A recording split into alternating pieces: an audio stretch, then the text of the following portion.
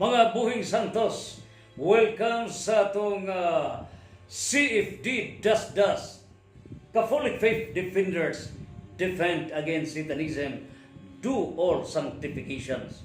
Welcome back sa atong millennial documentary program ning ubos igsoon na Dr. DF researcher, author, and a jurist doctor. Welcome sa atong matag gabi nga tulumanon and ugsa to sab nga Dr. DF YouTube. Please share and follow and subscribe.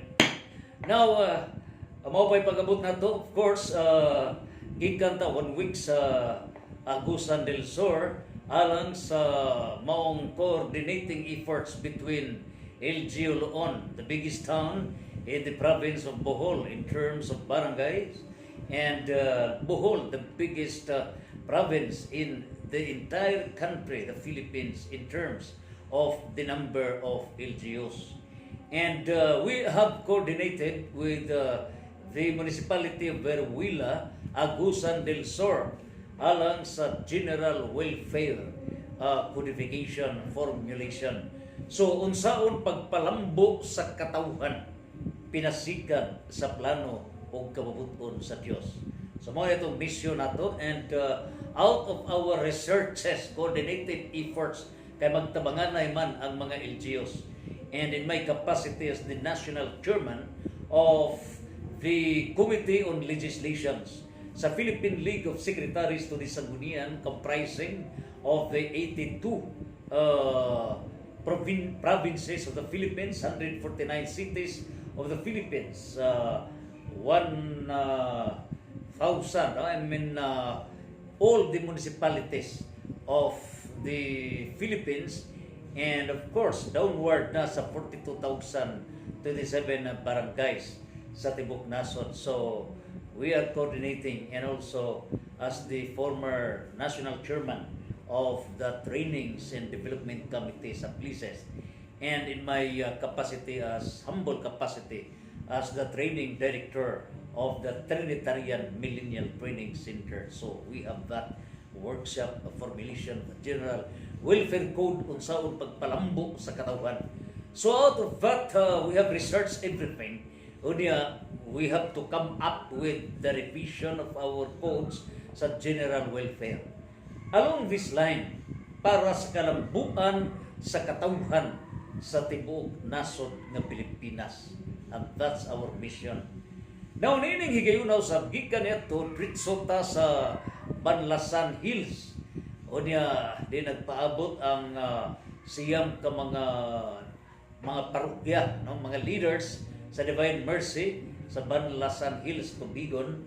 O niya, dito, no? Atong gikauban usab. And our discussion kaganiha mao ang sovereign disciplinary will of the Father. Ngano ba nga doon na may disiplina sa Dios nga mahan?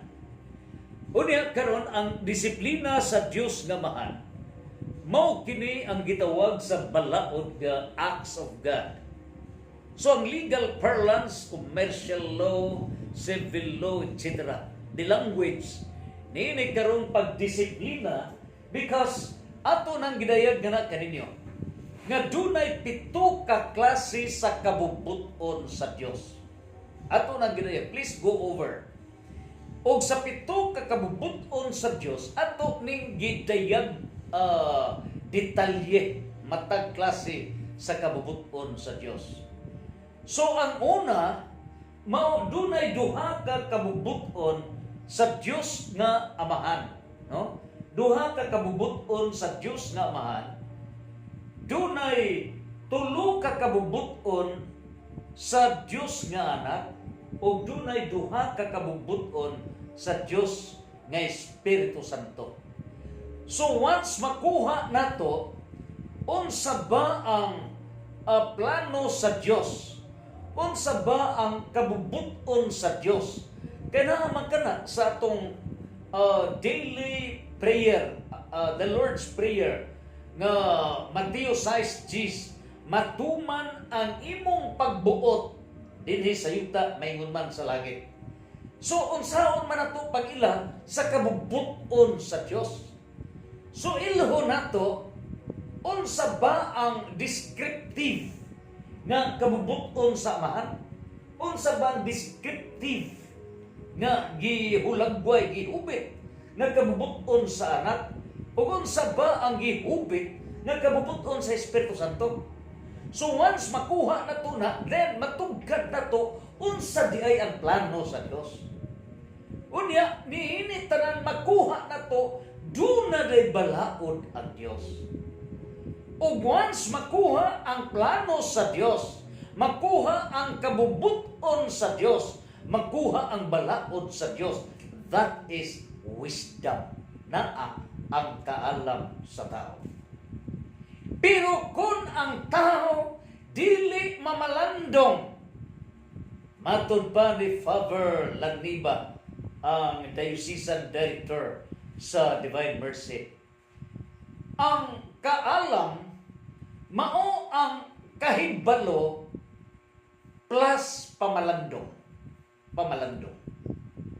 So kung walay pamalandong, kahibalo ra kuto, meaning ang imong kahibalo cut off way labot ang Dios.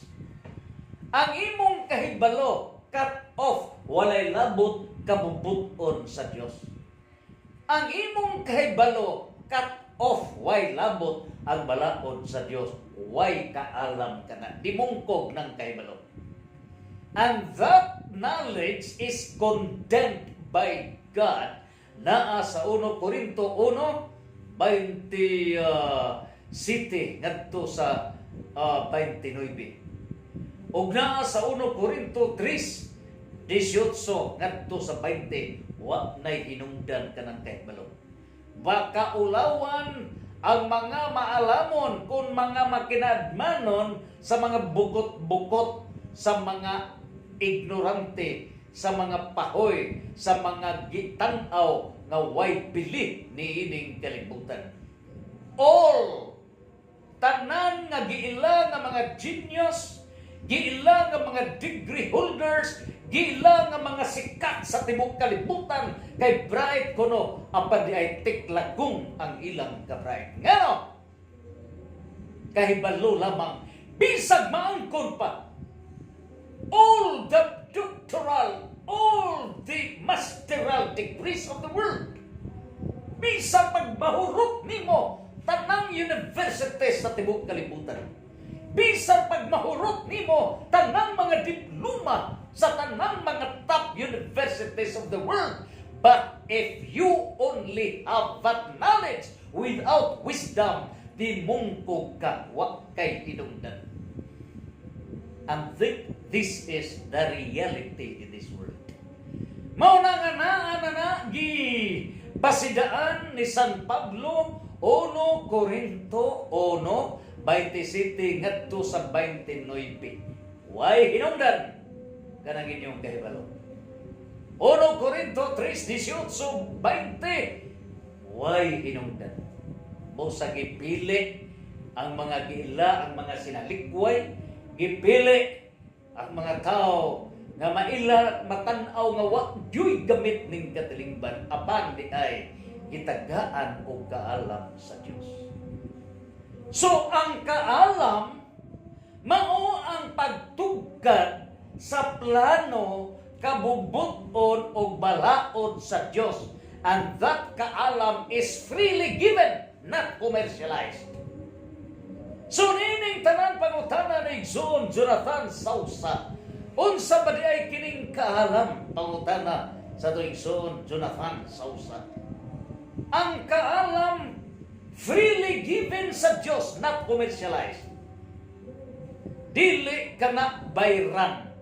Mao nga mga Catholic faith defenders, ngano ba nga lauman ang kahibaw sa mga Catholic faith defenders? Sa ilang pagtuon, wala sila mo enroll, nagbayad, wala. Ang nagtudlo sa mga Catholic faith defenders, inay sila'y bayran, mao hinuoy migasto.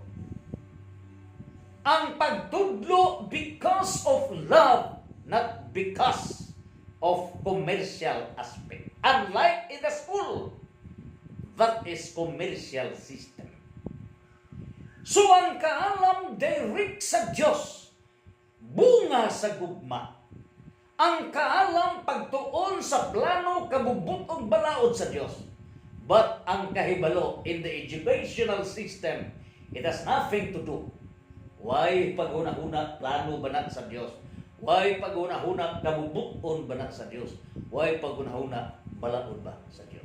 That's the difference. So sa ato karon nga pagtuki sa kabubuton sa Diyos, pito ka klase. So karon ato nang ipalugdang unsa ba kining kabubuton sa amahan. So ang duha ka bubuton sa amahan. Number 1 nga kabubuton mao kining gitawag o sovereign will. Unsa nang sovereign will mao kini ang kabubuton sa gahom sa amahan. Naa niya ang kagahom, sovereign will.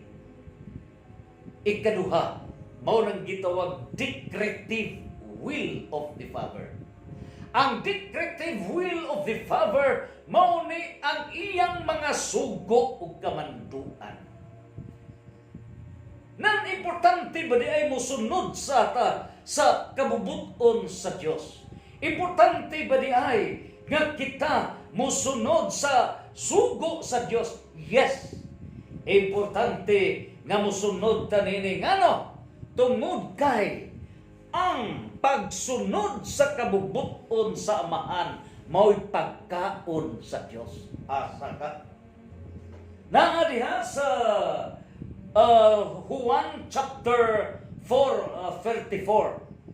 Unsa bay giingon ini sa Juan chapter 4 verse 34. Nagaingon nga ang pagsunod sa kabubuton sa Dios mao kini ang pagkaon.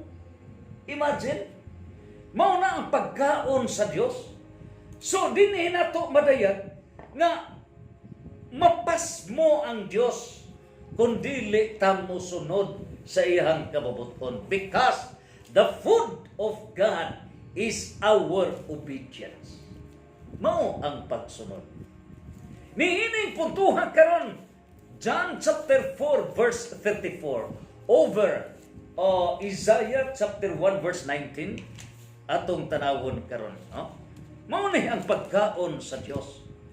Busa John 4:34 niya, no? Miingon si Jesus. Unsay giingon ni Jesus? Ang akong pagkaon, so pagkaon ni Jesus, who is God. Ang akong pagkaon ang pagtuman sa kabubuton sa nagpadala kanako ug paghuman sa buluhaton nga iyang gipabuhat kanako. And Christ is our eldest brother. Si Kristo mao ang kamagwangan nato nga igsoon, Roma 9:28. Matud ba ni kanhi Vice Mayor Hector Tanda, siya may Vice Mayor sa Berwila, Agusan del Sur. Kumusta dia? Former Vice Mayor, balik siya karon as SB member. Mayon siya, he is following our nightly program. O niya, nag-take note siya tanan sa atong gidiscuss, sa mga verses nga atong gidiscuss. Ingon siya na, volume na ko, ang imong discussion. Gisuwat na kong tanan. Brix Max Almedilla sa ang iyang nagkalendar, na puno ang iyang kalendar kay gisuwat niya tanan atong gipang-discuss. Pintilpin ang iyang gigabit, no? Napuno ang bahay nila, gilibot. Gisuwat. So nining tanan niya sa John chapter 4 verse 34. Nga ang pagkaon sa Dios mao ang atong pagsunod sa kabubuton sa Dios. That is the food of God. Grabe, no? Ang akong pagkaon, in other words, pagkaon ni Kristo nga Dios. So, Dios Amahan, Dios nga Anak, Dios nga Espiritu Santo. Ang pagkaon sa Dios mao ang atong obedience. Tutos tuwas. Na sa Lucas 1:37 ngadto sa 39. Ang gatudlo nato nga mabusog ang Dios mao ang atong mahal nga birhen. Ang mahal nga birhen naa sa Lucas 1:37 ngadto sa 39, fiat, thy will be done.